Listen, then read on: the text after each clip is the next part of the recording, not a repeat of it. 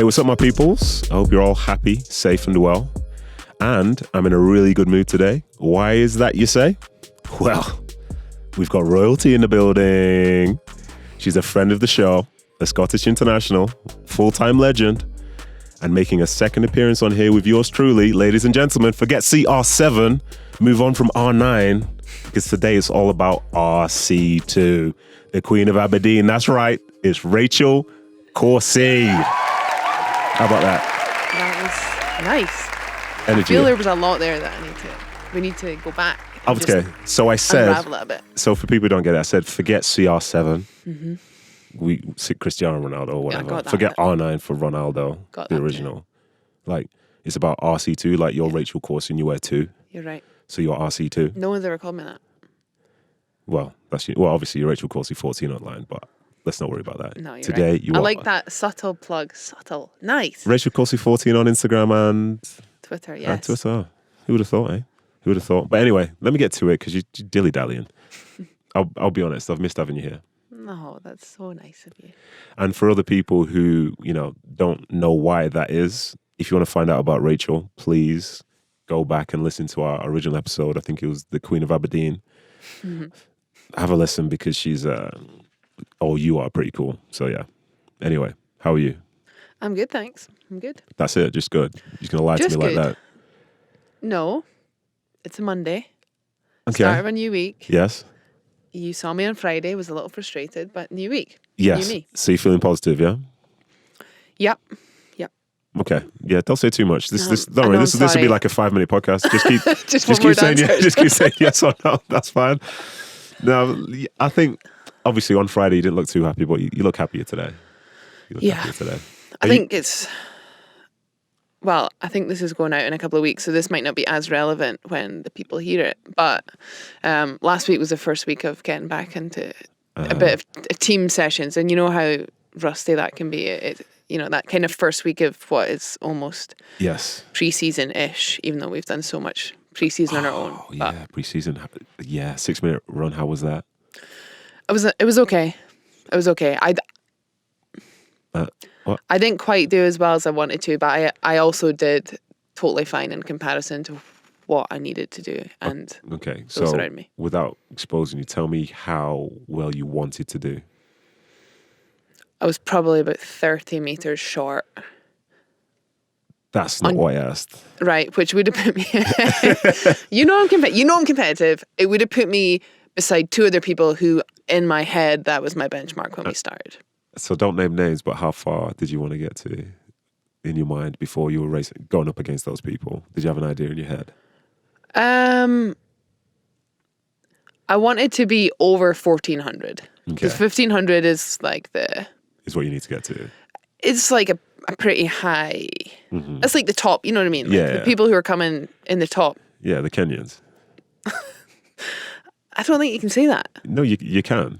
Okay. Because that's where like middle distance running is like owns. Like them middle and long distance. I mean, I think they're that's their probably thing. doing more. Well, I think they're far exceeding the 1,500 mark. Obviously, I wasn't being like deadly serious. Right. You know what I mean? Anyway, Gunny was up at 1,500. So Okay. she's a pretty solid marker. Like So that's who you were after. You chasing No. Gunny? She was in the next group from me. So I definitely wasn't chasing her. But. How about this then? So this is completely off script, by the way. But when when we did ours, the guy that went the furthest went 1,860, I think. Wow. And he was like, "Oh my god! Like, look at me, I'm the best. It's like a club record." Only to find out that one of the kids in the academy did 1960. Oh, in the academy. In the academy. Ouch. Yeah. That's crazy. But anyway, let's get rid of all that nonsense, yeah? So as you've said, you're back training and you're enjoying it, I take it? The pause. But it's like the small thing. Like I like to go training to get touch of the ball. And last week there was... I probably didn't see the ball as much as I would have liked to. Mm-hmm. Which was maybe just everyone getting rid of the first few days of I cobwebs. can feel the frustration in your voice now. It's coming out. I can see what's going on here. I'm looking Let's forward get to away this. from the first week of. Okay. It's a new week. I told you it's Monday. Back on the tomorrow. Everyone's together. Yeah. It's gonna be great. Tomorrow it's will gonna be great. Yeah. Of course. Of course. Call me at 2 p.m. Of course. Do you know the difference between, say, now and the last time you came on? Mm-hmm. Is we have the video. So Yeah. every time you lie, people will detect that you're lying because they'll be able to see it in your face. Okay. Because I'll like look over my left shoulder or something. Yeah. Pretty much. Where you like Cool. do this little fake smile that you do sometimes. Like, I see it. Okay. Ah, she did it. Terrific. So today's show, if you're up for it, I would like to basically appreciate where you are now, but by starting in January and running by events that led to this point. Okay. Because it's fair to say that it hasn't been one straight line of just continuous progress and happiness. Would you agree? No. Yeah. Of course not. So, like the catch up that we're having here, obviously we catch up away from the mic, but I just want to just share what this year's been like for you. Mm-hmm. So you're up for that? Let's do it. So to begin with then, going back to, say, January, February time, obviously your season the year before, it stopped maybe a couple of months, but how did you reflect, how did you feel about how last season went for you? Yeah, I would have honestly said last year was the hardest year that I'd had, from like an emotional sense. Still just talking purely football. It was just such like a big year, and I felt it was hard to. By the end of the season, I was just glad to not have to look at my football boots again, which I've never actually felt that before. But I just was not enjoying turning up to training. I think season didn't end well. We didn't make playoffs, and I mean, that was a goal, so you don't meet the goal, and that's a letdown. I think as an athlete, that weighs heavily on you. It's not something you just typically brush off, and you're like, oh, well, a couple of months off, here we go. Anyway, I kind of enjoyed just stepping away and then building back up. And so I actually trained in the off-season with Hearts. For those who don't know, Scottish Premier League team. Incorrect. Not incorrect. Incorrect. No. Incorrect. Fact check. Live fact check. Say it. What type of team are they? Where are they now? We're looking back at January, February. I'm going to stay there. So you trained with a former Scottish Premier team. Hearts. Okay. Yes. Who at the time were in the Premier League. Live fact check. There we go. First time I've ever had to do that. Didn't expect it from you. But please carry on. I'm in a positive mind frame and today. I'm in the realistic one. But that's fine. That's fine. Do as you please. Show's over. I'm leaving. No. You stay right here. No, but it was good for me actually, and it was a totally new challenge. The club were amazing. They let me train with the reserve team, which when the opportunity came around, to be honest, I thought it would be an experience that I would be with the youth academy.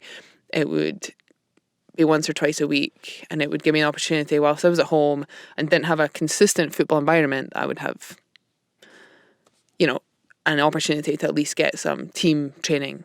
And anyway, they totally incorporated me into their setup, and I trained with the reserve team, which in truth was probably too high a level, but equally was challenging in a way that just meant I had to step up. The boys play 100%. Yeah. They move the ball quicker, they turn quicker, their agility and power in a short distance is just insane compared to what I would be used to. So it was a really good couple of months, and then I kind of found the joy in it again, and then I actually was really looking forward to coming back. I think the end of that led into the first national team window of the year. Yes. Which was an interesting point for me because it was the first time to play games, and obviously I'd just come out of that training environment, and so I was intrigued to see how I felt and how I just adapted to going into that competitive environment. And I felt pretty good. And then... Don't say what's happened yet, because we're not ready. We're not ready yet. Okay. We're not ready yet. So you reflected on the season just gone, and you, I guess, you saying you felt like the team, yourself and the team, underachieved. Would you agree with that? Yeah. How about for the national team? How did you view that year? Because that was a World Cup year, wasn't it? Yep. Again, it was tough. I think as much as we all had been prepped that the World Cup was going to be emotional. Yeah. I just don't think you can.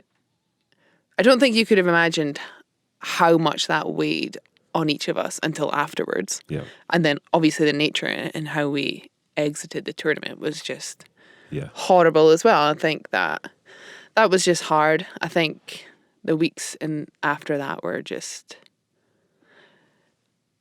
yeah, I mean, it was hard, but then equally we were straight into club football, so I just had to come back and go. Yeah. And so you kind of just suppressed it, to be totally honest. And that wasn't necessarily the right thing to do, but it was the only thing you could do to enable yourself to actually turn up every day to training here and then be in a place where you could actually be ready to play games. Okay, so you have the experience with the national team, you have the experience with the club side, you have time away to get away from the game. Yeah. Then you train with Hearts, the Scottish Championship team. And then Why are you doing that? What are you got against them? I've got nothing against them. I have Okay, a friend who good. plays for the team, I know. but like I'm just making He's sure. very nice. He's very nice. He was very polite. Introduced himself. Listen, you are the company you keep, and he's a friend of mine.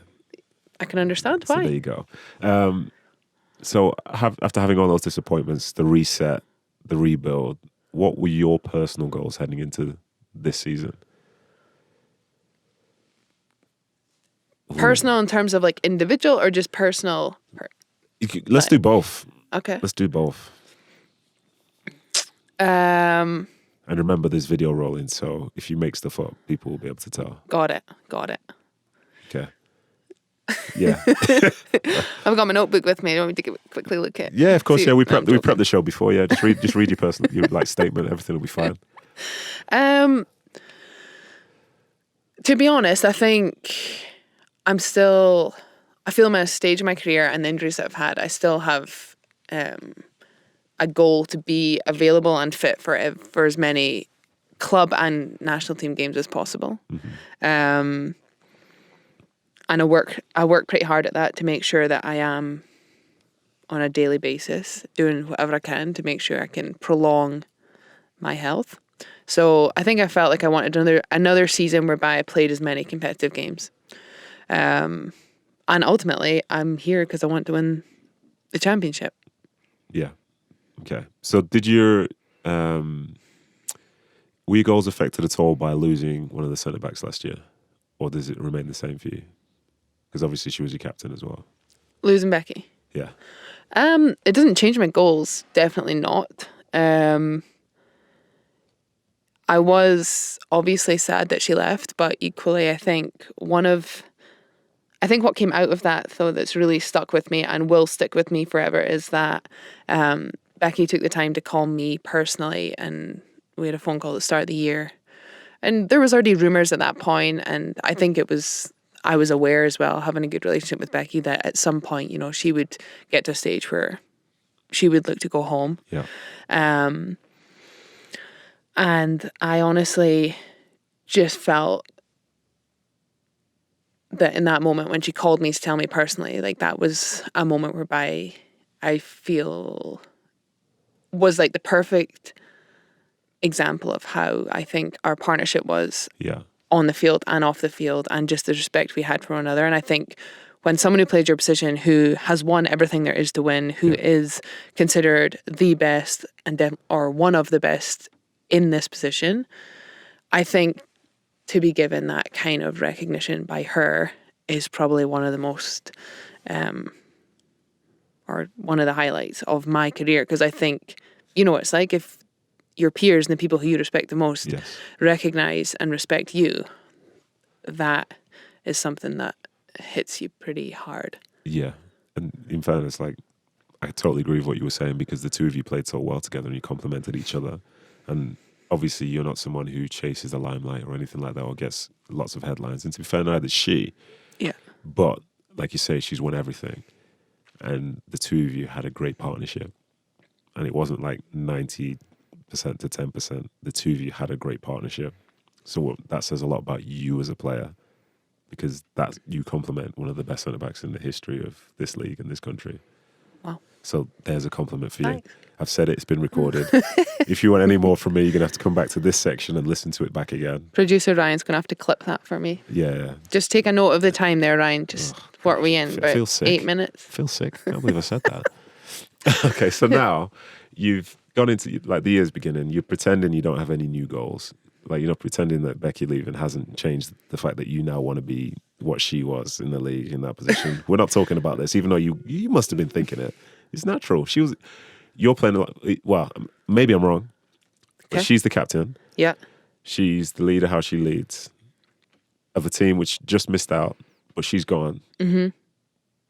I could 100% see you in that position. So did you not feel like that's what you wanted to achieve, to be captain of a team and lead the way that she did, but in your own way? I see where you're going with this. Do you want me to? I'll do what reporters do sometimes, yeah? Are you ready for this? Okay. Okay. So it must have been really clear and obvious to you that you wanted to fill her boots and do everything that she did, plus more. That's fair enough, isn't it? Okay, go back to Nedum and not reporter Nedum, please. No, I understand what you're saying. I think I would like to think I was considered for that position. I'm going to be honest. I think I didn't expect that to be something that would have fallen on my plate. Yeah. And I think that's in part because that's always been my role while I've played soccer here. Like I don't take that, I don't know how to put it, but I think there's a big emphasis here on bigger personalities, and I just think that that's not necessarily my style. I think I'm probably somebody who from the outside people maybe are quite unsure how my role is within the group. But I like to think that the players within the changing room know that I'm an experienced player. I always have everyone's back. I'll always try and do the best for the player group. And I think that's the only thing. That's just what I believe is the right role to do. And I never feel... There's an interesting thing because I think some players feel that within a team environment, the players should have almost a say or an impact on who is the armband. And that's something that I don't think I necessarily agree with. I think it's up to the manager to appoint who they want to be as the captain. And I think you should be appointed in that role based on the skills that they've seen you have. Okay.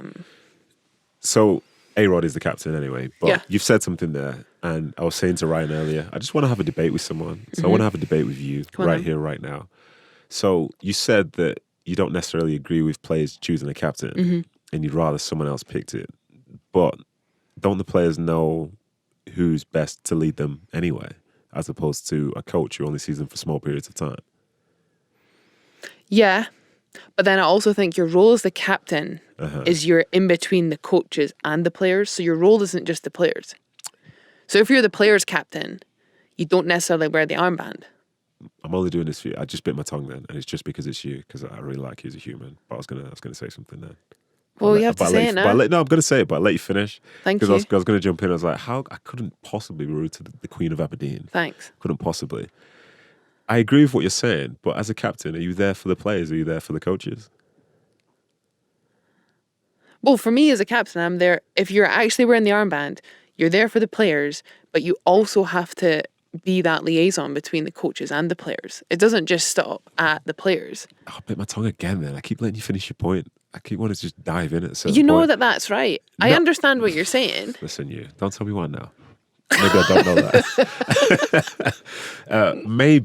Maybe I agree with what you're saying, but I feel like players making decisions versus coaches making decisions about captains, I feel like maybe I'm wrong, but perhaps the coaches will make worse decisions about captains on average compared to players making decisions about captains.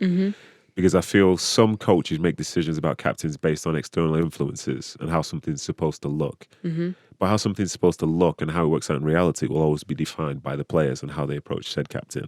Yeah. Like if you choose a captain who looks like they're for the team, but they're only for the coaches because they're a coach's pet, how do the players feel when they look at that player now who's different to them? And I feel like more that's, again, this isn't being referenced to anything in particular. This is all like, hypothetical or whatever. I just feel, I feel like I would, to be named captain, I think if the players wanted me to be captain, that would mean more to me than the coaches wanted me to be captain. Because if the coaches want me to be captain, I feel like it's because I won't disagree with them. Yeah. Yeah, and I absolutely agree with that.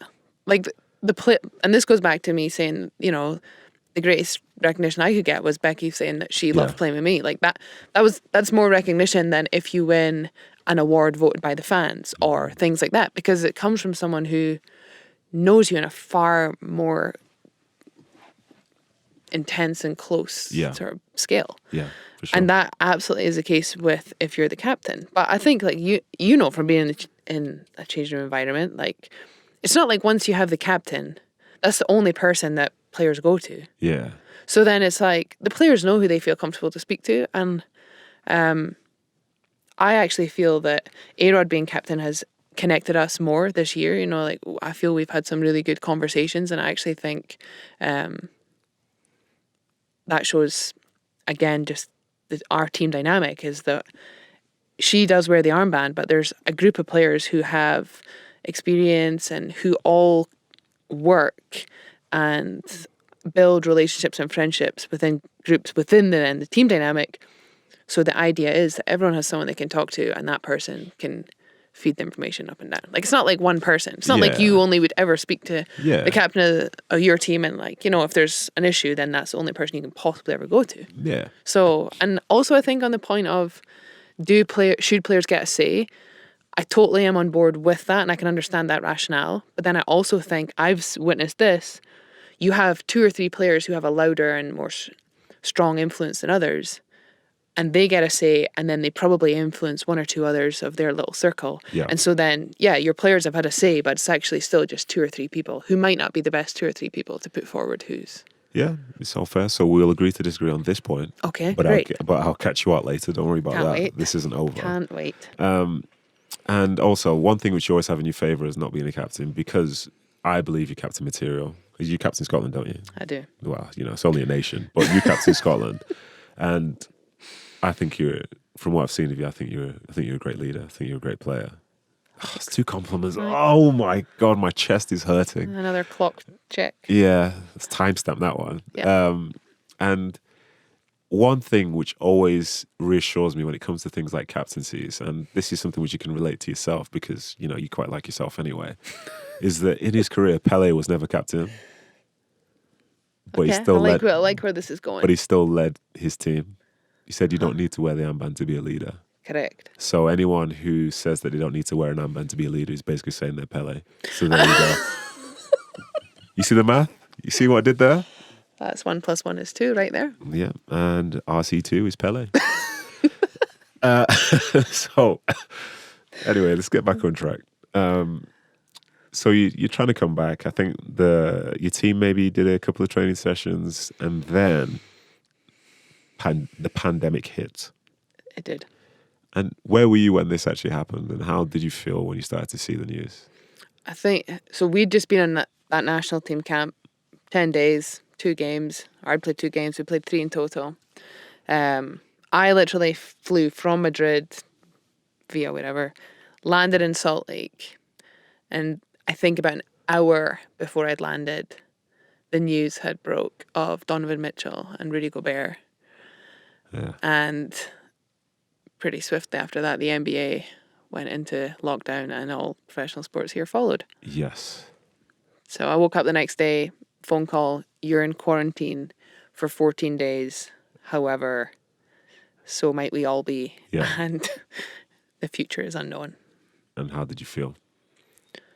To be honest, in the moment, I was like, well, there's no way I'm going to manage to do 14 days in quarantine. And that's rubbish. Yeah. But of course I did absolutely manage just fine.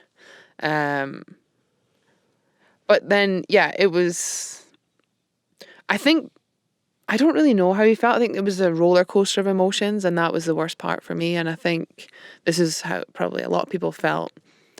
There was just relentless uncertainty over everything. Yes. And then when that happens, you can imagine there's every rumour and eventuality thrown out there that could ever be possible. And so you don't really know what to believe. And at the start of it all, whilst everyone was, obviously, everyone in a position to make changes and put in place protocols was doing their best to try and consume all this information and make good decisions. Yeah. But equally, the outcome of that was there was just so many short-term outlooks and dates. And Yeah. I'll be totally honest, that was really, really, really frustrating. Yeah. And that was probably the part that I hated the most. Yeah, I think for me during that time, especially right at the beginning, is I never really had enough information to understand what was actually happening. Like in time, the knowledge you had grew, but all of a sudden there was a big stop at the start. And looking back at the from when it stopped and the information I have now, I get it. Yeah. Because I'm far more informed now. But back then I didn't get it. There wasn't that much information going around. It seemed like, is this a thing? Is this not a thing? Because it's something which most people, I imagine everyone, hasn't lived through before. Yeah. Which in life is like, it's incredible for everyone. Well, not incredible in a good way, but it's incredible. Like everybody is now doing something which they've never done before. Yeah. So as a consequence, you use your previous experiences to try and understand how you feel and how you cope in that time. But it means nothing because you've literally never done it before. So you have so many lows, so many like, oh, what ifs, like, oh, there's a memorandum or whatever, the season's going to start in 5 weeks. Like 5 weeks meant nothing looking back then. You know what I mean? Like, it's ridiculous. Yeah. But you only get it as time passes and you start to realize how severe the thing was and how severe it could have been if those things weren't in play. How was your family affected whilst this was all going on? Because am I right in saying that you had to stay here? Yeah. Yeah. And so my family was, my mom's a nurse, so she obviously is on the front line technically, although her role doesn't put her in hospitals necessarily. So, but she was still in a high risk position and she was still going to work every day. And then probably about, I can't remember the exact time scale, but it was about 3 to 4 weeks into us being here. And I think that was probably the most kind of desperate time. It was probably when a lot of people got most frustrated. A lot of people were just at a point where they kind of couldn't really see this changing anytime soon. And it just felt a little bit almost like we were lost. Like, why were we here? And it was hard to kind of see any positive outlook. Yeah. So I think around that point I actually asked to go home, which was a bold decision because a lot of people were like, don't travel unless you need to. But I'd kind of weighed that up on a number of things. One, I felt I wanted to just be closer to family. My mum obviously being at work. My grandma at that point was very sick, and so because my mum was high risk, she couldn't go and even visit my grandma's, and I just felt like it was hard to just be at a distance from that. So that was a big thing. The training environment here was tough. We were really restricted. The club did what they could to get us equipment, but I mean, I live in a small apartment, so you can do workouts in your bedroom for so long, but then it gets to a point where that's just grim and demoralizing. And I think I said to you at the time, I had such severe Zoom fatigue. It was bad. I had nothing more. Even now, I think I'm still jaded. If I get like a FaceTime, I'm like, no, I just can't. Leave me alone. I know. So yeah, I'd asked to go home. The club said no. They didn't explicitly say no, but ultimately they did. No. And so I stayed. And probably the worst part of that was my grandma sadly passed a week later. Which that was really tough to be, again, far from home, away from my mom. But she's a trooper, and this, I don't show my emotions, and I 100% get it from her. So she's taught me the tough love well. Anyway, probably since then, I think I've probably had a bit of a turning point, and we've been fortunate here in Utah, I guess, because things have progressed a lot quicker here than they have in other states, and safely. Yes. I think we've done a good job in maintaining the low numbers of cases. And so I think that kind of middle period was really hard, but now I feel we're on the up. Yeah, for sure.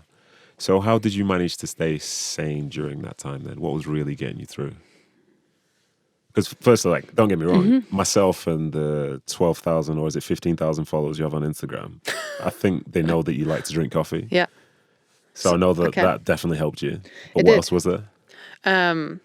On that, I'm doing this cool. Well, I think it's cool. It's not cool at all. But I'm trying. Protect yourself. Oh, I think it's cool. I'm so cool.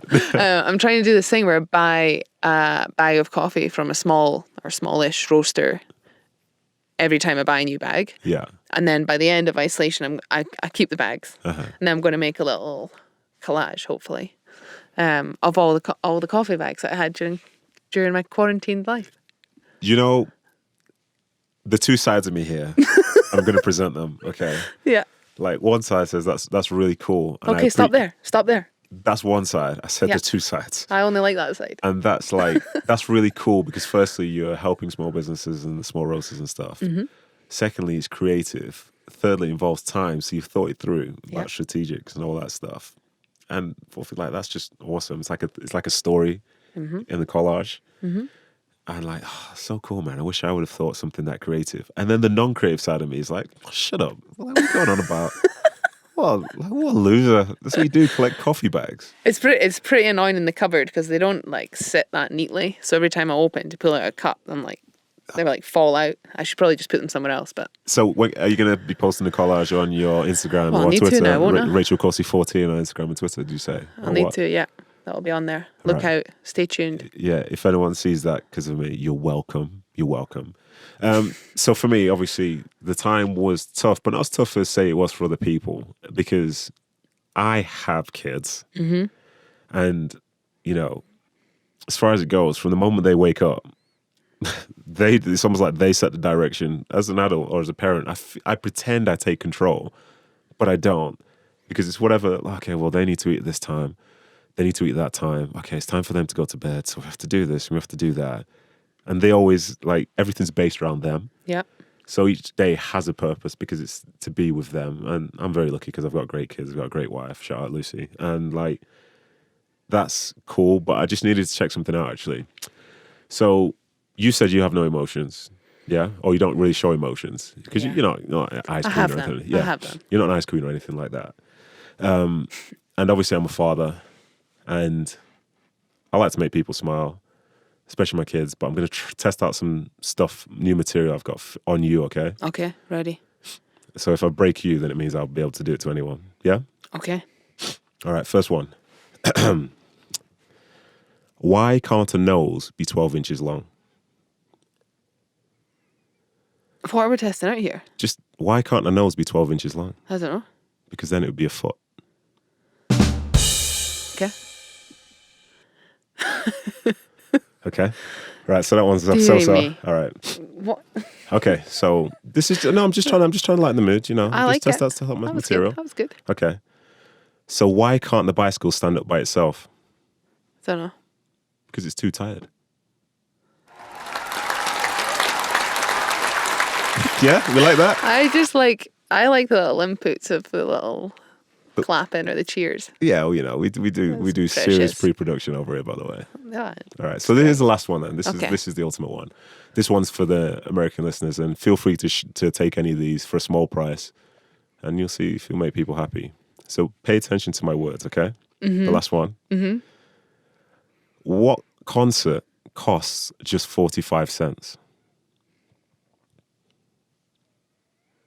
You ready? Mm-hmm. 50 Cent featuring Nickelback. Decent. No? No laughter? No applause? I mean, it's very witty. It's so many haters in this room. So not many like haters. fall off your chair. So that's hilarious. That's like so deep. How did we end up here? Because I'm just trying to show you that I'm Right. a dad and I tell dad jokes. So basically, that's what I've been doing during the pandemic. Decent. But anyway, let's get back to Okay. it. Let's get back to it. Appreciate that. I'm just trying to make you smile. You know. Which you did. Yeah. So there we go. Well, maybe Ryan did. No. Don't give him any credit, please. Don't give him any. He gets enough from me. Right. So have you found any positives during this whole pandemic? Because for me, like, I realized something which is, I call it positive. Some people would find it as a negative. But I realized that I don't rely on the game. Like, I do want to play, but I don't feel that need to play like other people have. So have you found any positives like that? Yeah, and I actually think I can relate to that too. I think I have actually been really busy, and it's been an opportunity to work on different things. I've started a new show with my friend Leanne. Please, please. I'm leading this, not you. I'm not gonna. I'm leading this, not you. I know. Now's not the time to plug. We'll get to that. Okay, I'm just saying that's what I've been up to. Okay. Positive during the pandemic. Please answer. That was positive. Start a new show with my friend. God's sake, just say it again. Like, you're just affecting the show structure here, and I don't like it. Well, I mean, most shows would give their guests an outline. Yeah. I didn't have the outline, so I'm walking in blind. But we're raw here. You know what I mean? Like, this Okay. is like raw content. Okay, well, we'll skip over that. Okay. No, I actually have been busy. But then another thing I have actually realised, which I don't think I'd realised before this, and I don't want this to sound wrong, No, don't listen. But- Fire away. I've actually, probably at least once, if not twice, most weeks, there's been requests for appearances or things like, just doing a Q&A on Zoom, as we've mentioned. Yes. And I think that's almost been, it's definitely been a positive, but it's made me realise that we are actually growing in value from a women's game standpoint. And all these things have been from back home, Yes. which I think I've probably been in the women's game long enough, grown up in Scotland, that the exposure and just the growth of it has been huge. It still has a enormous way to go. But I think that's just something that you realise, okay, now we actually start to have value and you can make a difference. And I think that has definitely been, it's been really obvious over the last few weeks, and just the amount of requests and things that people have asked you to do. Because you're a big star. No. Yeah. You've just said people want your time. Yeah. So you're a big star. I know, but It's a fact. It's a fact. You've been really busy. I'm sure other people have not been busy, but you've been really busy because you're a star. Yeah, I do actually think that's been one of the hardest things, and probably why a number of players. Or something else. Something else. Okay. I think a lot of people have realised that they haven't necessarily had other things in the back, Yes. And I know that that's been a challenge. Last couple of questions about the pandemic, Okay. because I know it's a serious subject, which is going into people's like rearview mirror now. Yeah. What were your biggest worries in terms of just general life and career during the worst time of the pandemic for you? I mean, I think ultimately the stability of the league was definitely up there as a worry. And ultimately, I think there was none unknown elsewhere, and there was definitely the thoughts of this could be the end of my football career, and it may be something, which I think that's just, I probably err on the side of being a pessimist than anything else. But I think it's real to just, when being my age and having done what I've done and knowing kind of what is left I'd like to achieve, I think there's an element of, I don't want my career to end yet, and I'm definitely not finished, and I don't feel like I'm there. But I also feel like I'm somewhat prepared and have enough skills that I've started to kind of work on that would allow me to transition out of football. Yeah. And I just think that's a smart thing to do when at the end of the day, like, I get hurt tomorrow in training and that be it also. So it's not even, you're right. But I think, That was me touching wood, by the way, just in case anyone was wondering. case you thought someone was knocking at the door. Yeah. Yeah, so I think like that's the ultimate was the worst point. I think financially the women's game isn't known to be overly lucrative for the majority of players, and therefore I think there's when you feel a little bit stressed about those types of things, naturally that adds additional worries. But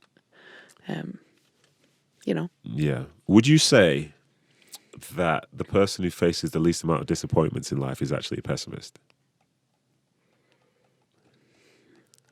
Oh, deep question. The person who faces the most disappointment, The least. Who's disappointed the least is actually a pessimist. No, because I think you can be a pessimist in that you think something bad's going to happen. And if something bad does happen, I think you're equally as disappointed as someone who hoped that wasn't going to happen. But with the pessimist, if you thought pessimistically about most of the things that happen in life, chances are most of the things that happen in life won't actually happen in that negative a way. Right, yeah, hear what you're saying. I think we've had this discussion before, haven't we? Maybe, but it just made me realize that I just thought of it then as you were saying that, and I thought maybe at times it is better to be a pessimist just because things can't go wrong all the time. So it's almost like you're protecting yourself from those disappointments, and you'll actually have more highs than someone who's optimistic. Yeah. Because more often than not, again, they won't get to achieve what they believe that they'll be achieving. Well, I think something as well that relates to this is that a lot of things come down to expectation, which again, probably also is a reflection of whether you're a pessimist or an optimist or a realist, whatever. Yeah. But then I think it's also good to think about, is this factual information or is this just a thought? Because often when it's just a thought, you're so influenced by your mood in that moment. Whereas if you make set expectations based off things that you know factually, I think then again you're less likely to be as disappointed. See, this is where people come for these deep. This is where people come for the deep conversations. You know what I mean? Like this is real. This is real. You're right. This is tremendous. But anyway, let's move on from that because that got too serious.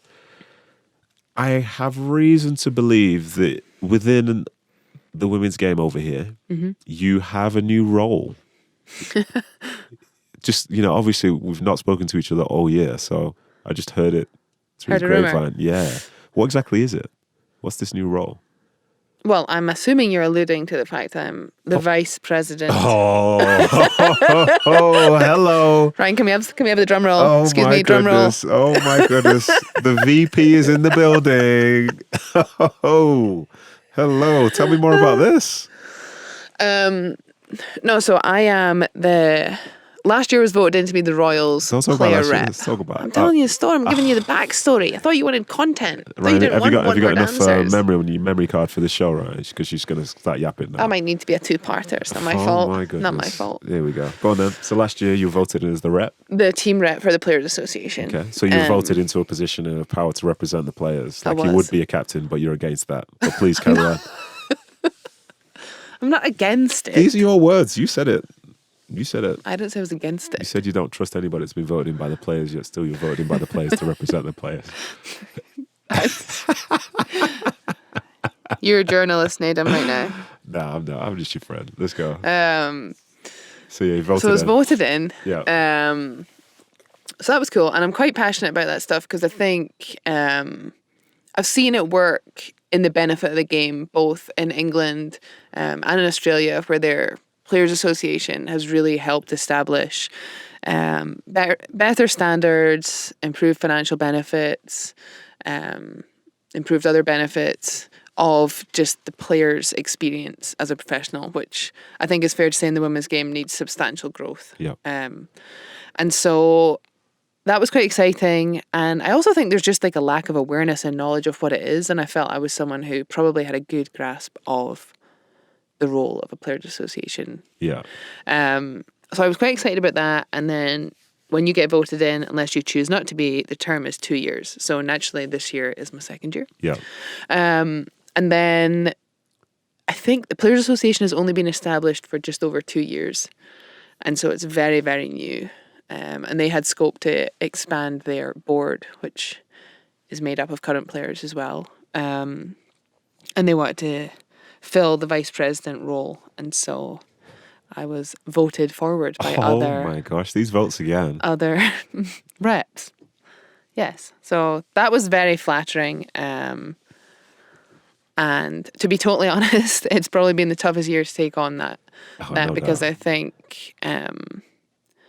the Players Association has done a really good job of working with the league, given how new it is, and also given the situation is so unprecedented. Like nobody knows what the right thing to do is right now, and it's the type of role that you pretty much typically only hear when there's problems. Oh, yeah, without question. People come to you when they need something. It's Yes. not something where it's often all roses. Yeah. So I think for the first few weeks of that, my phone just went off relentlessly, and there was just constant, you could say, little fires that we needed to keep putting out and keep everybody calm. And naturally, everyone's emotions were heightened with the circumstances too. So it's been very, very busy, and I've probably been fortunate in that I've had the excuse that I don't quite yet have a lot of expectation or responsibility, and the others have probably done a lot more work than I have.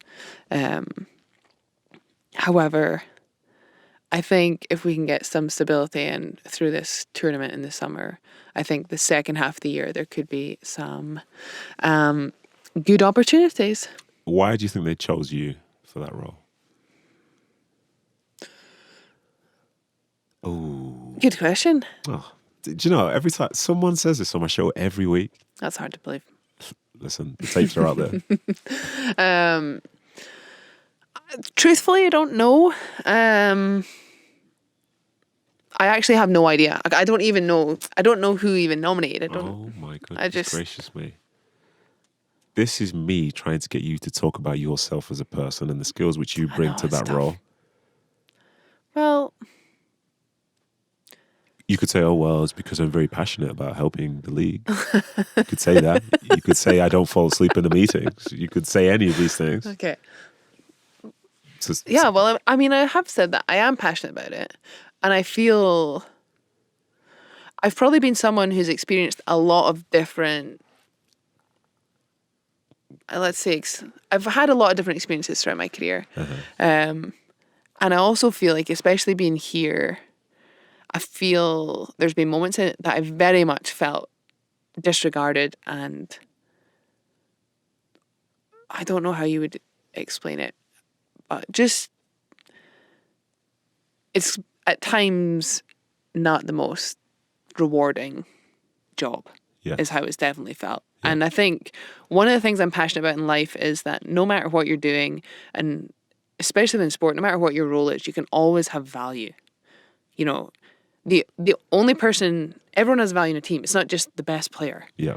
Every single person has a role, like absolutely everyone. And I think the way teams operate best is if everyone in their role feels valued. And I think, to be honest, there's been moments where I will be honest and say I felt a little bit bitter about that. And I think that's normal, because naturally we feel hurt when we don't feel valued. Yeah. But I'm also probably mature enough to know that I'm not the only one that feels this. In fact, I'm probably in with the majority who have played in this league and have at some point felt really undervalued and undermined. And I'm just really passionate to make a difference, to know that we can change that, because that doesn't need to be the case. And a lot of that is not down to financial remuneration, although there's an element that definitely applies to that. But a lot of the things that intrinsically make us feel most valued are other things. And I think we can push for those. And we don't need the big sponsors. We don't need all the fancy stuff for that. We can actually make that possible much quicker. See, Ryan, this is why I asked these questions. What a great answer that was. Like, I had to coax it out of you, but what a great answer that is. Yep. That's going to get clipped. I'm going to play it on loop. Great. Make sure people hear it. Well, I appreciate that. Because it's a big deal. And speaking of Yeah. big deals, you keep alluding to it. This tournament, I don't really know much about it. So I'm just going to ask you a few questions about it, yeah? Go for it. Firstly, like, what is it? Like, what's the tournament? Well, it's called the Utah Challenge Cup. So you had to throw challenge in. Challenge, yeah. Why the Challenge Cup? Well, I don't know. I wasn't involved in the name of the tournament. Well, get involved next time. Got to go on. I think that means I have to retire, so I don't know if... Okay, maybe, sorry, maybe. no. You're not going to Well, retire maybe, for at least a because- decade. Wow. It's a tournament. All teams. This will be the 2020 NWSL season. Really? Yes. Okay. All 9 teams will arrive in Utah. There will be. Each team will play 4 games. And Like group games. well, you see, I thought it would be that. Each team will play 4 games, and it's It's like a league. it's a draw. Yeah, it's kind of Okay. like you're starting the league, Yeah. but everyone's only going to go 4 games in, and Okay. at that point, 9th team eliminated, Afuera. Off you go. done. Okay. Then it just goes straight to quarterfinal, Okay. and then obviously semi-final, final, champions. And how did it come about? My understanding was,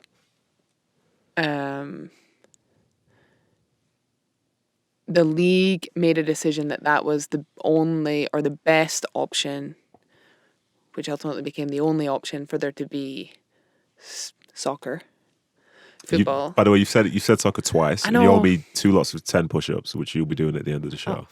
Why would you take push-ups, not coffee or something?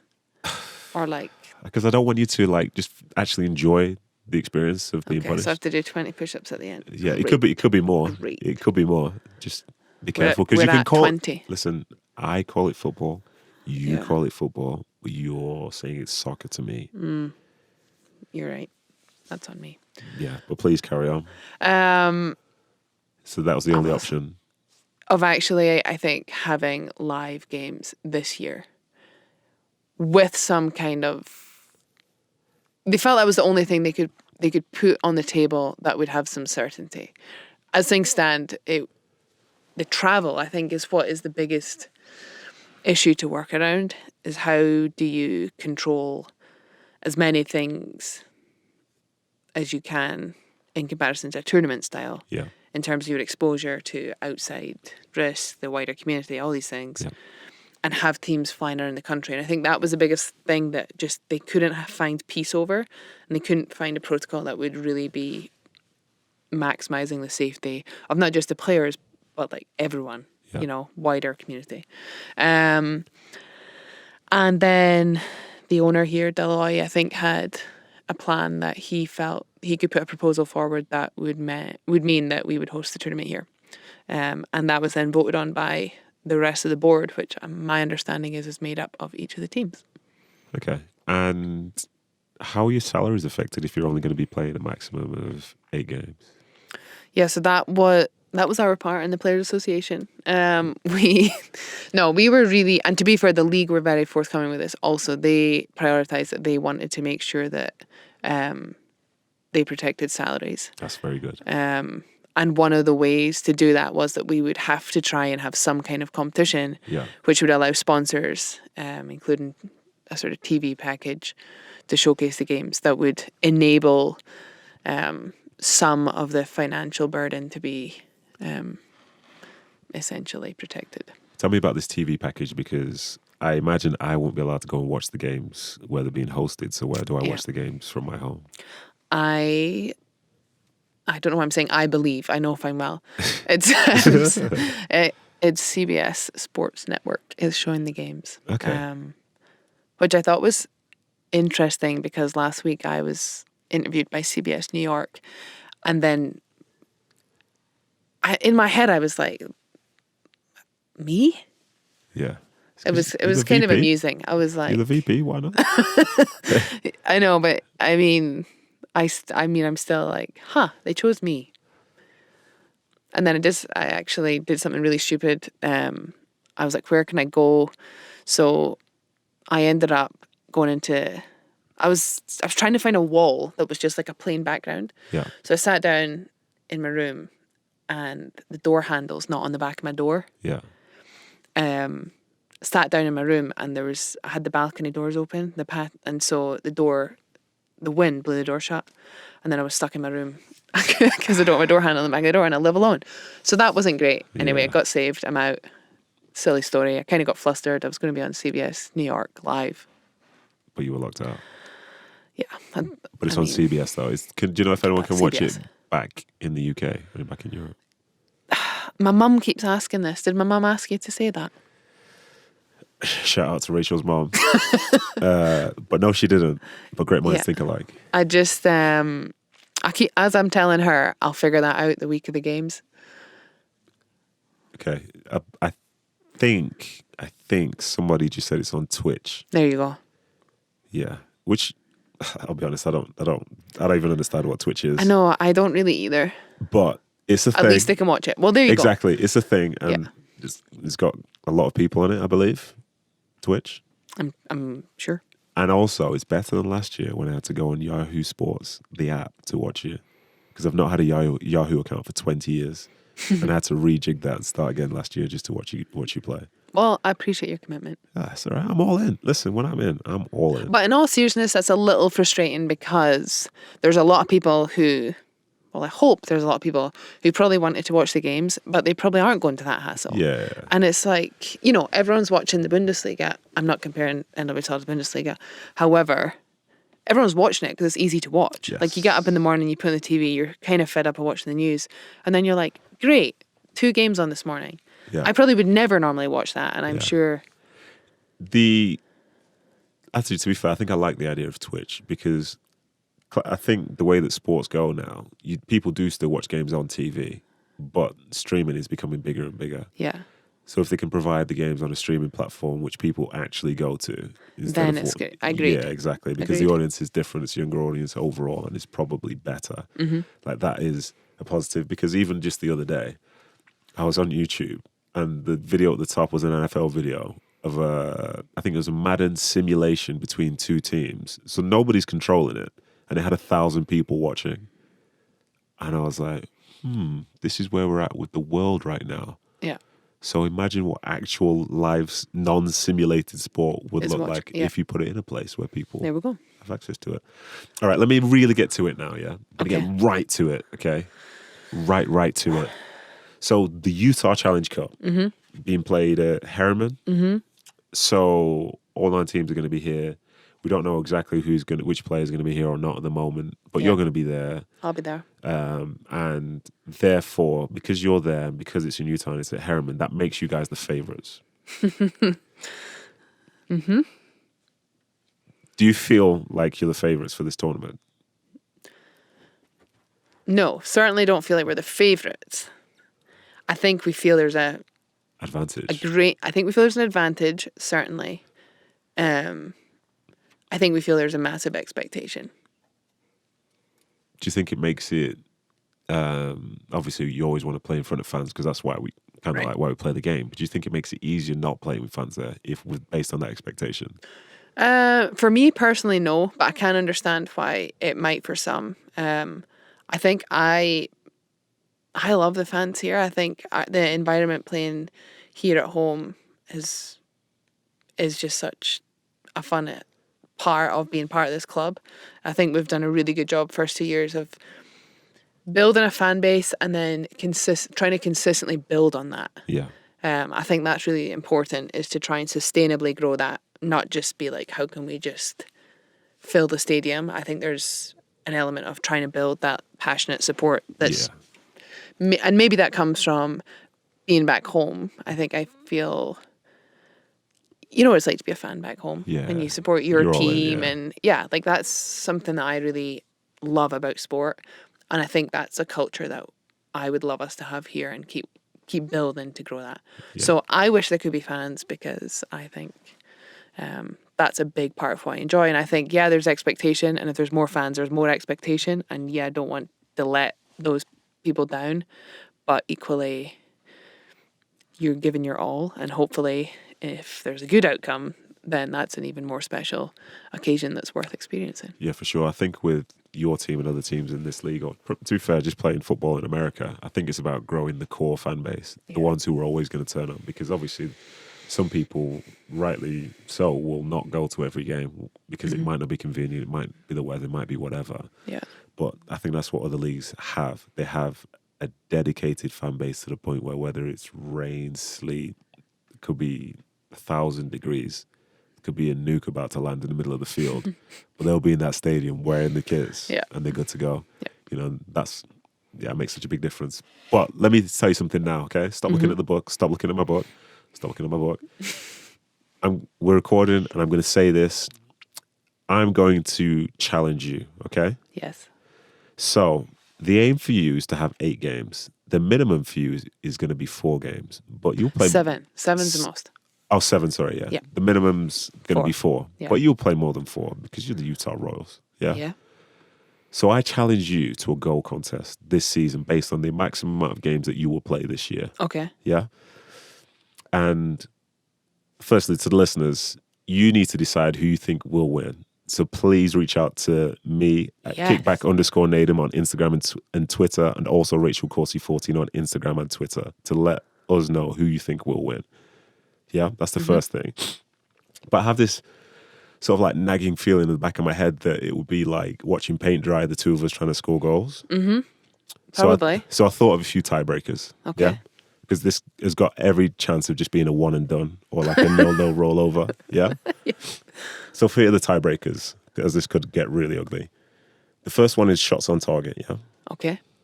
The next one after that is just shots, okay? Mm-hmm. The one after that is attempted shots. So whether someone blocks it or you just whiff it, yeah? And then the last one that's going to really divide us. Wait. You just said whiff, and that's an American term, so you're on 10. You're either on 10 or I'm minus 10. What? This is my show. What are you even talking about? Whiff. Do you not think I'll dub that? You crazy? Yeah. No, all right. You're on 10. You're on 10. Thank you. Okay, you're on 10. Thank you. So attempted shots or whatever, like if shots gets blocked. And then here's the key one, which it could really come down to, okay? Okay. So across those games, your proximity to the person who scores a goal.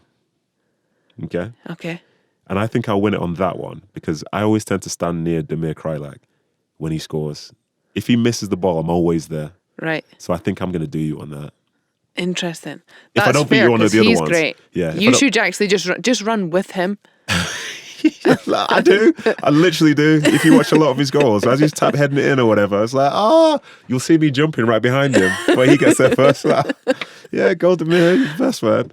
But see, that's why it's unfair, because I'm the decoy. I mean, it was. Laura would be like, you run under it, Becky'll get it. And I'm like, right. Yeah, but you say this. So- you say this, but Not you're only- an official decoy. I'm an unofficial decoy because it still goes to his head. I know, but that means you can at least be close. I have to run away. I have to be the... These are I'll take different it. times. These are different I'll times. take it. So it's a deal, yeah?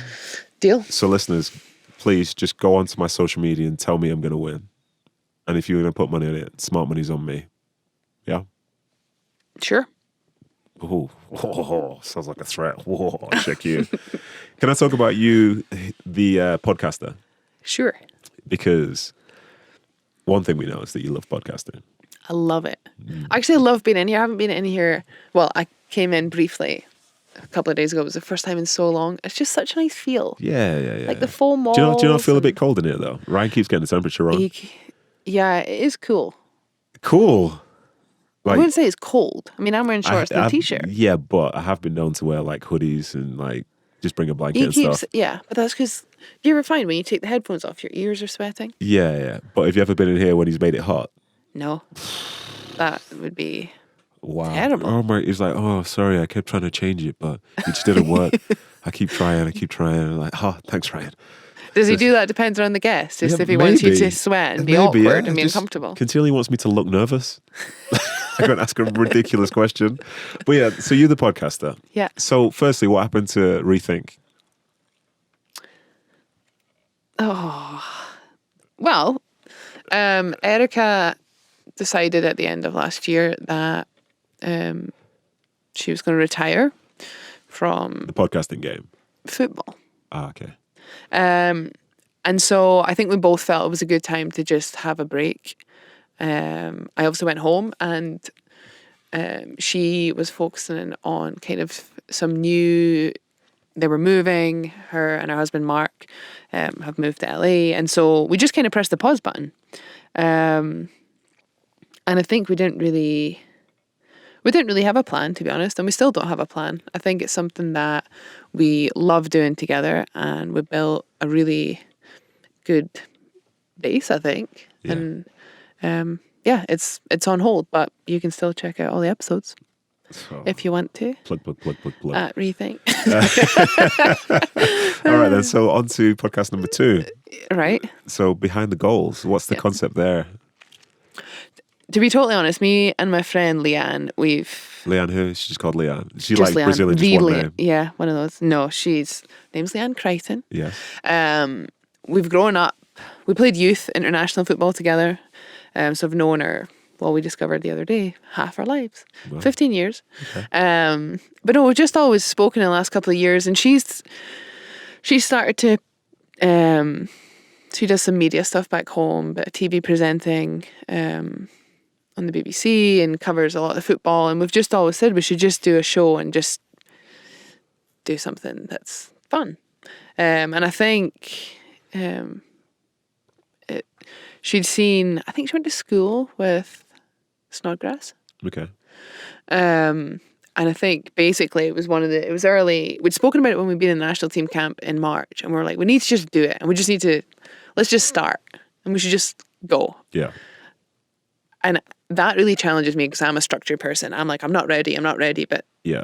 true in the podcast world, just go and fix it as you go is kind of For sure. the rule of thumb. So that was pretty much what we did. I came back here. It was probably a couple of weeks into quarantine, and we were like, let's just record something and see what it looks like.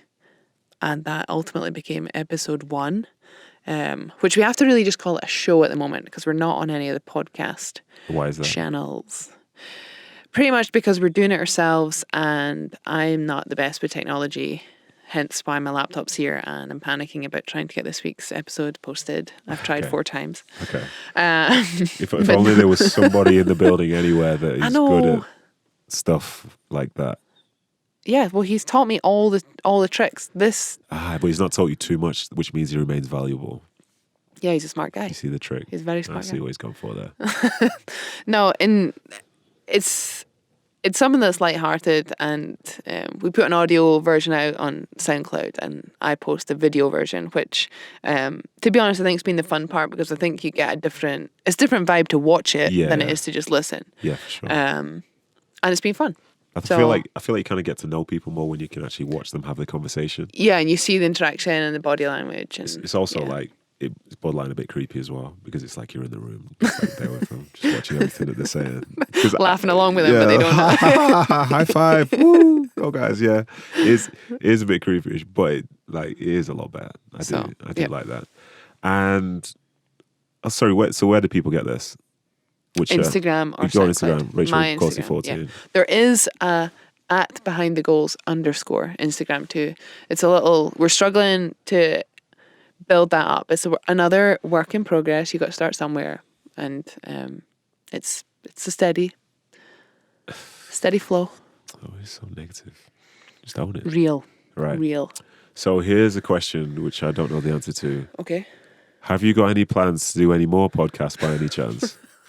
Did that sound genuine? Yeah, so genuine.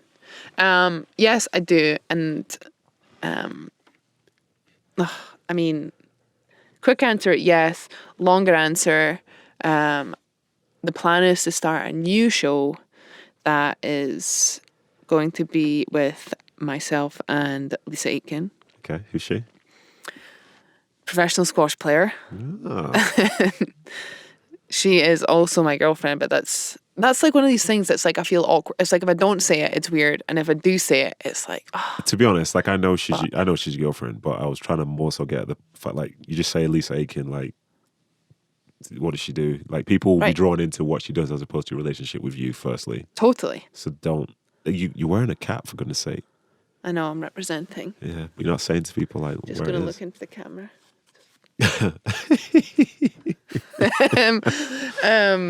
Yeah, so we're doing that, but the ultimate goal is something a bit bigger behind that. But for now, time-wise, this is kind of the initial project that hopefully down the road will become the or part of a bigger business opportunity. Ooh, but you can't say too much. I can't say too much because, to be totally honest, the sketch right now is very rough. But it's a sketch nonetheless. Yeah, I think probably it goes back to the fact over the last few weeks, months, I've got kind of bits and pieces all over the place. Like I'm doing the show and I've done some coaching. I do some speaking. I write for a newspaper, but it's like everything's just spread out. And so I want to kind of collaborate all that together. And then Lisa does a lot of similar stuff, and then combined, we feel like our audience is bigger. So why would we not kind of do that together and then build from there? So that's the quick version. There's a lot more to it, but that's such a humble brag. Everything you just said there. That was humble girl. Yeah, good one. There'll be some people just like, what are you talking about? But anyway, before we move on from podcasts, I just want to say, when it does begin, I will be listening because I love listening to you on podcasts. Great. And also, I'm going to subscribe because that's the smart thing to do, isn't it? Listeners out there, please subscribe to the podcast that you love. Yeah. If you're a fan of a podcast, yeah, absolutely. Make sure you subscribe. Please subscribe. Yes. He needs help. We all need help. But anyway, last question now on this, or just in general. When this year's over, what do you think would have needed to happen for you to say it's a success? Ooh. Yes. I love that. This is why I love face-to-face stuff. You can see reaction. To be totally honest, to say it's a success, I feel, going back to what I said at the start, I feel to be a success, we need to win this tournament. Oh my Lord. It's like MJ standards.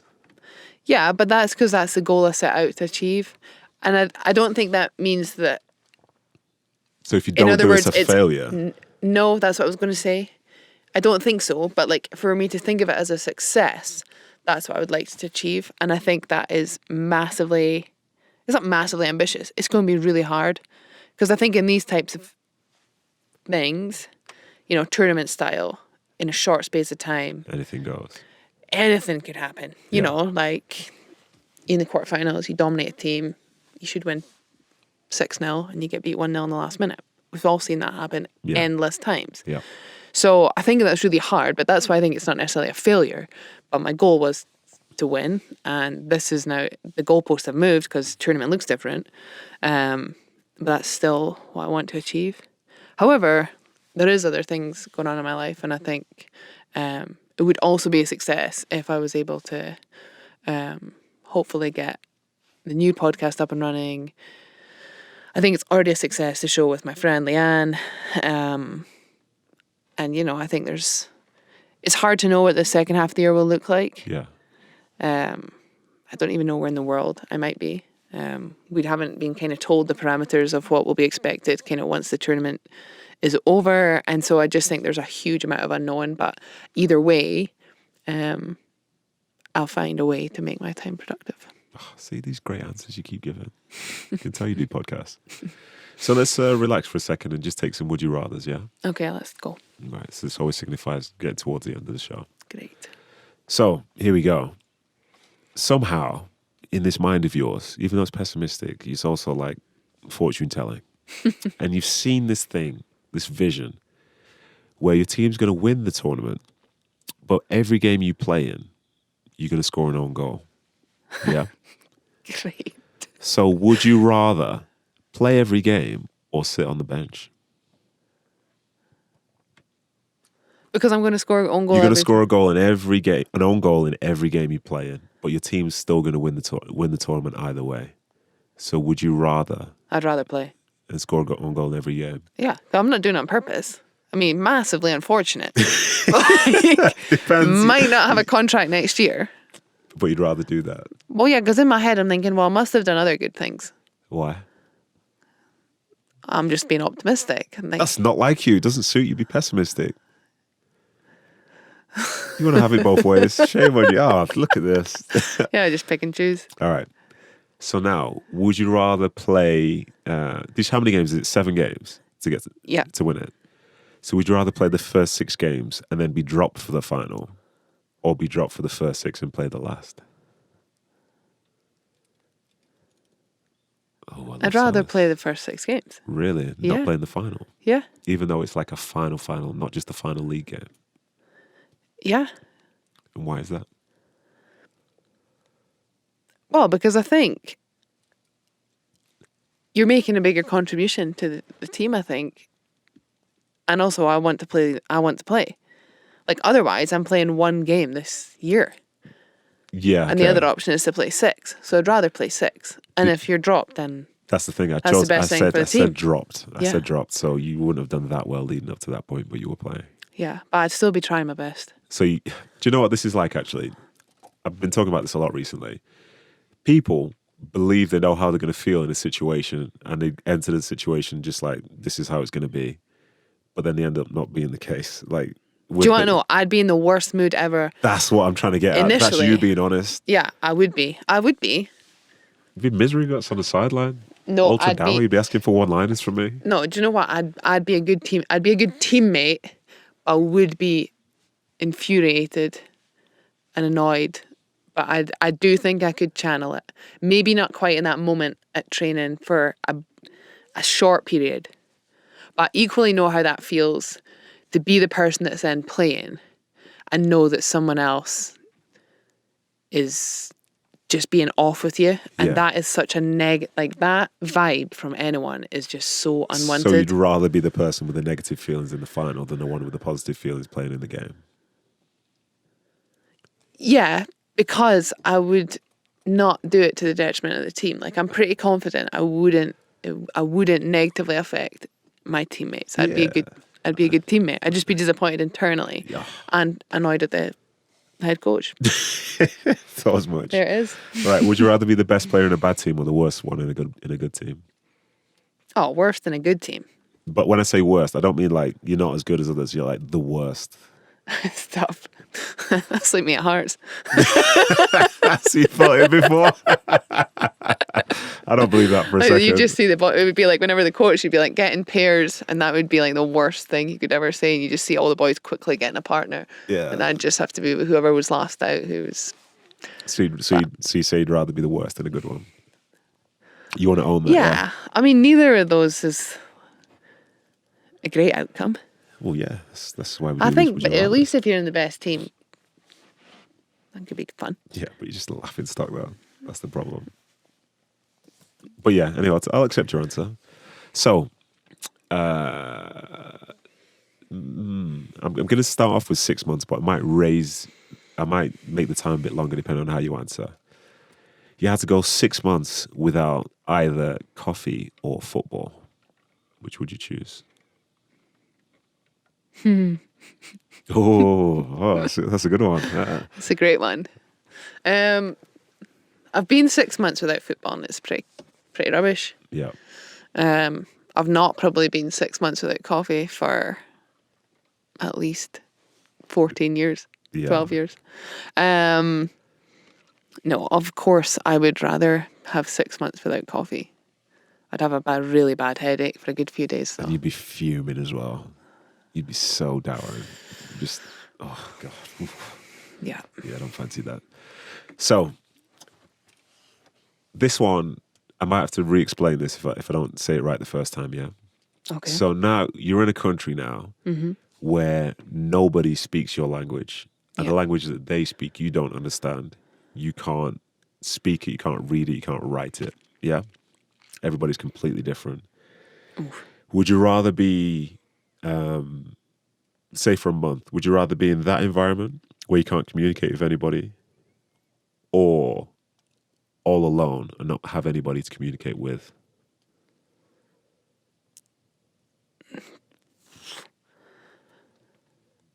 I'd rather be... I know, that's kind of... It's tense. It's tricky because it's quite deep, that. Listen, I'm just exposing people for who they are through Yeah. questions they don't realise they're answering. I think I would rather... Oh my goodness. I don't know if I can answer. So happy. Yeah, of course you can answer. It's easy. Just pick one. Simple. Just to show the people who you are as a human. That's all. I'm going to pick the first one. And the reason I'm picking the first one is because I actually realised through the whole thing when everyone was like having Zoom calls, and like you realise when you're in a call, you have to communicate all the time. Yeah. Whereas there's an element of, there's like sometimes I don't want to be on my own. Yeah. But I don't necessarily feel the need to have conversation. And I think that's like feeling comfortable in your environment. But I think it's also like socially we like to have people around us. Yeah. We don't need to talk all the time. And so on that basis, it would be uncomfortable not being able to. I think it would also be, I would have more value in the fact that there was people there. So I'm going to choose that one. That's a great answer again. It's terrific. And finally, this is the last would you rather. This is going to be a common one going forward, yeah. So it's been tested out on one previous person. Oh. So you're like on social media, but you're not like active on social media, yeah? Yeah. So imagine if for a week you had to be where on the hour, every hour for 12 hours a day, yeah? And then for 7 days, yeah? You had to post and talk. Each post would be very different. Would you rather in those posts brag about your strengths or highlight your weaknesses? Highlight weaknesses. For the whole time? Yeah. On the hour? Easy. Every hour? Yeah. Why? I pretty much do that anyway. I just don't post it. No, but tell me why. Like, just think about what you'll be flooding the timeline with your insecurities. You sure that's what you want to do? Like I said, flooding the timeline. Did you say that first time round though, or you just like really 12? If someone posts 12 times in a day, that is flooding the timeline. Yeah, but I thought everyone was doing it, or just me. Just you. It's just you. I still think I'd rather do that because I still think there's a big thing on social media. I almost think there's like a lot of probably two opposites of there's a lot of people who disguise a lot of how they're feeling and a lot of it's about perception. Yeah. And then I think I would do it in a way, I wouldn't do it in the sense like I would be like, pity me. But that's how you'll come across. Maybe. So that's what you'd rather see. Yeah, but I hate the thought of that being like a negative burden to the world. But that's the way socially it works. The more negative stuff you say, the more people be like, oh.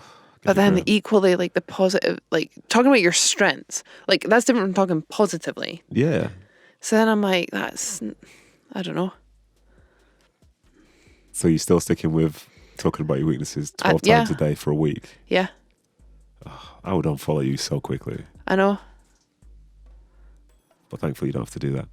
But that was my last question. So I want to say thank you very much. Thank you very much for coming in. It's been too long. Thanks for having me. But yeah, I look forward to watching you and your team play, and hopefully you'll be winning the tournament on home turf since it's the Utah Challenge after all. That would be brilliant. Yeah, and with that, I'd also like to say thank you to the dream team in the back. That's the producer, that is Ryan Hell, the media manager, that is Skylar Warwick. Thank you to Mountain Air Studios, Draper, Utah. And listeners, don't forget to subscribe so you don't miss out. And remember, the links to the Kickback playlist are in the show notes. But for now, see you soon.